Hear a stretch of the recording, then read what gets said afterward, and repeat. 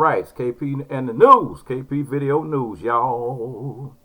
And this is the work from home coronavirus look. And that's right. That's all right, though. Here we go with New York, New York. Black Mama Vodka CEO President Vanessa Braxton is lending her manufacturing and distilling expertise to quickly produce urgently needed hand sanitizer for healthcare workers, first responders, patients, and community members fighting the coronavirus. Hand sanitizer has been selling out nationwide due to the pandemic and continues to be much needed in the fight to flatten the curve. The pandemic has caught many businesses and their owners by surprise, causing them to react quickly and efficiently to meet consumer needs. Braxton serves as an example of a businesswoman who knows how to adapt such a critical time in the world, utilizing this opportunity to help the community at large and do her part to combat the C virus. We are changing with the times, and we have to be ready to shift how we are serving our community and consumers in the midst of this crisis, said Braxton. I didn't own a distillery and manufacturing facility. If I didn't own a distillery and a manufacturing facility, I would not have been able to pivot so quickly from producing vodka to making hand sanitizer. We are ready to evolve after and reinvent our business to work with government agencies and hospitals to provide those from front lines in fighting the pandemic. Sidebar. Where's those Ciroc people? I don't drink, but isn't Ciroc supposed to be vodka? Where are you guys at? Where are you at? Where are you at? How come you're not switching over to try to make some hand sanitizer instead of making that Ciroc vodka over there?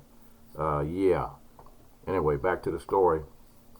Braxton is the first black female distiller and master blender in the United States. She created Black Mama Tea and Cafe as an extension of Black Mama Vodka after a strong demand from her customers wanting to invest in her business.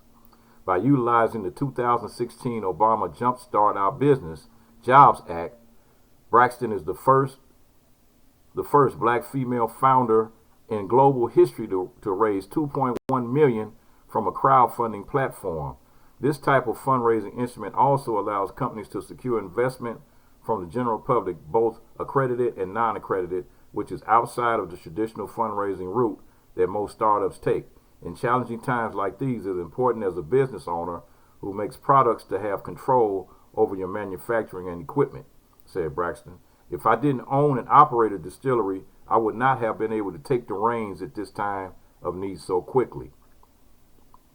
And, hey, I got to give her credit over there.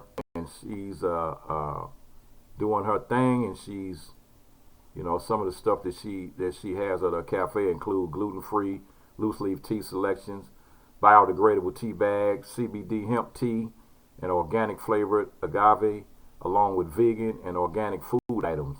It's got a 4,600 square foot cafe. Will be headquartered in Wheatley Heights, New York, and will serve as a training facility for franchisees interested in collaboration. And that's, if you want to get in contact with her, you can contact blackmamateas.com. That's BlackMammateas.com. That's right. And then these are the guys that I talked about the other day. I told this story the other day. So they trying to come back with another little blank apology. McDonald's in China apologizes for banning black people from entering restaurants. McDonald's has been under fire after one of its locations in Guangzhou, China, reportedly began banning black customers from entering the restaurant in response to a myth that all African immigrants were infected. The food giant has since issued an apology statement in connection to the incident. A video showing a sign posted at the door of a McDonald's in Guangzhou that read, "From now on, black people are not allowed to enter the restaurant," has surfaced on social media. McDonald's Corporation issued a statement saying the sign, which has since been removed, is not representative of our inclusive values. The location was temporarily closed to further educate managers and employees on our values, which include serving all members of the communities in which we operate, the statement included. And Guangzhou is known as to have the largest African community in China.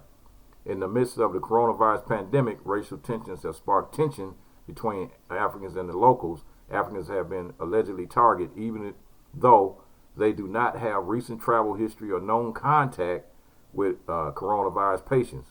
Meanwhile, the recent heated racial tensions prompted the U.S. consulate in Guangzhou to advise African Americans to avoid Guangzhou metropolitan area until further notice.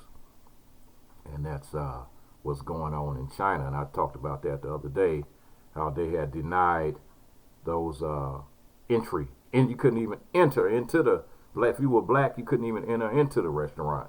And that's over in China over there. And like I said, discrimination is a worldwide thing against black folks. Woman loses husband and 20-year-old son to the C virus just days apart.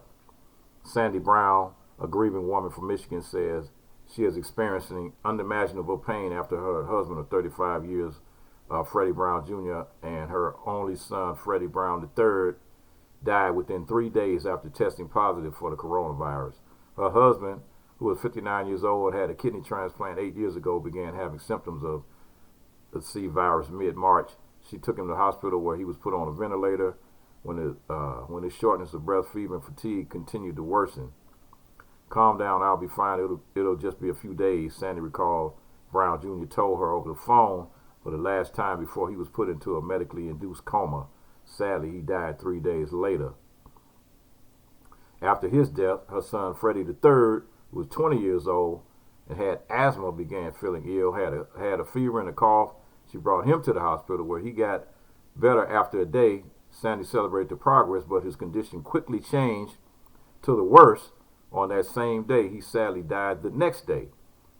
There's not even a word created to describe my pain. It's unimaginable, Sandy has stated. In 3 days, I lost my husband and son to an ugly plague. I watched my son go from completely well and whole and happy to being gone in 3 days.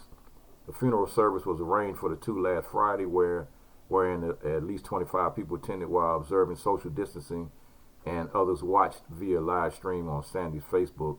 She was grieving, yet couldn't say a proper goodbye due to the necessary guidelines for death caused by the coronavirus. It seems so unfair, she said. I can't even give them a proper burial. Just have to put them in a box and put them in a hole. And that's the way these things are going these days. And it's a extremely sad situation. And, you know, it's just a sign of the times, folks. It's a sign of the times. And we gotta deal with what we gotta deal with right now. You know, either we're gonna get through it or we're not.